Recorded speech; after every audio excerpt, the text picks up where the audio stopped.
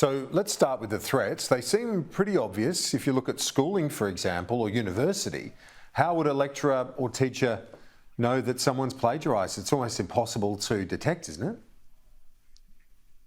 It is almost impossible to detect, and that's one of the questions we need to ask. And many states are banning ChatGPT at the moment. And for myself, I believe that's a head in the sand strategy. It's the equivalent to banning the internet in the 90s. And the reality is that these tools are going to become more advanced. They're going to be used more often by all Australians, particularly students. And what we need to be doing is educating students so they understand the potential of how to use them, but also look at the sources and be able to critically analyse where this information has come from. Is it reliable?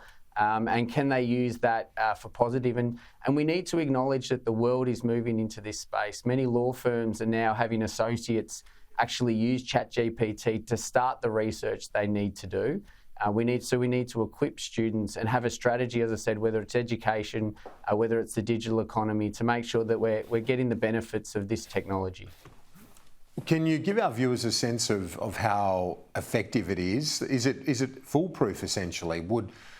Or does it make mistakes like other AI that I've seen in terms of trying to predict people's bio or whatever else can make mistakes? What about this?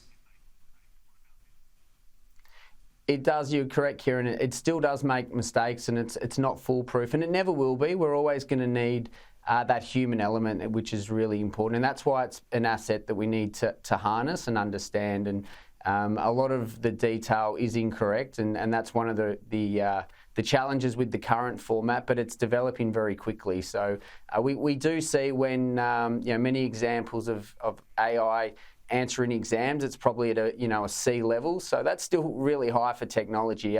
You're always going to need that human element to it as well, and that's why I believe we should have a strategy and have some frameworks on how we can use this in the education system. So with those frameworks, is there any technology that you know of that schools, that universities can use to guard against the misuse of AI?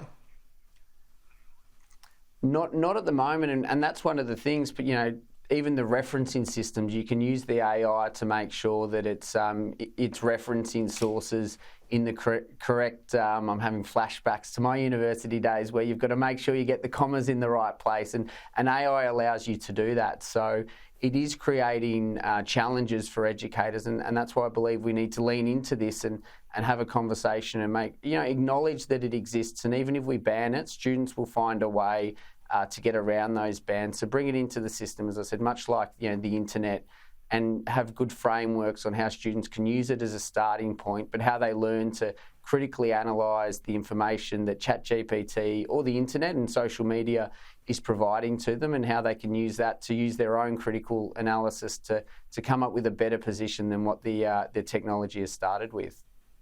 Yeah, well, it's certainly a very interesting space. We'll keep an eye on it.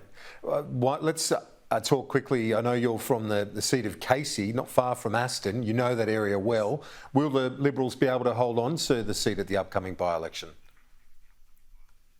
I mean, as Peter Dutton said, by-elections are always tough, and we've got a challenge, but we're very fortunate, and the people of Aston are really fortunate to have a great candidate in Rashina Campbell.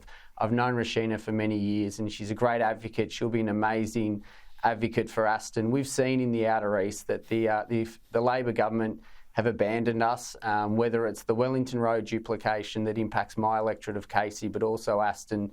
They took $110 million out of that project. They've taken money out of Dorset Road, money out of Napoleon Road. Significant infrastructure funding has been ripped out of the Outer East, and the ALP will say many things during this campaign, but it's clear that they don't care about the public in Aston, in Casey, in Deakin. They've shown that Latrobe through their actions, and I would warn those voters in Aston as well. This government have rushed through this by-election for the 1st of April, and why they've done that before the May budget is really a warning to all those voters in Aston that there's no doubt some interesting news coming in the budget, I'd say, for all Australians.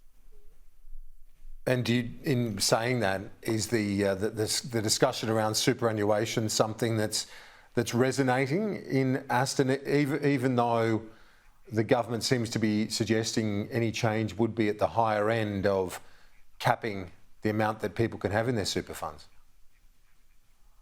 Yeah, definitely. In my electorate, I was in the office this morning. We've had quite a number of calls from residents in Casey really concerned about the proposed changes that the kite that the Treasurer has flown, and he likes to fly a lot of kites, and that's primarily because he doesn't have a plan to address the cost of living challenges that all Australians have. But this is also what he does. He flies a kite like this with superannuation, and it gets people worried, and they're nervous because they know that this is just the start of this conversation that the Treasurer is talking about. But it might start potentially at 3 million, but that's not where this government will end it, because they look to spend taxpayer money, they look to spend the Australian public's money, and they want to come after people's superannuation. So people in Casey are nervous and worried about this kite flying exercise. They've been reaching out, as I said today, and I've got no doubt that the voters in Aston are nervous about it as well, and that's why we need a great local member like Rashina Campbell, who will be fighting hard and will always be in the corner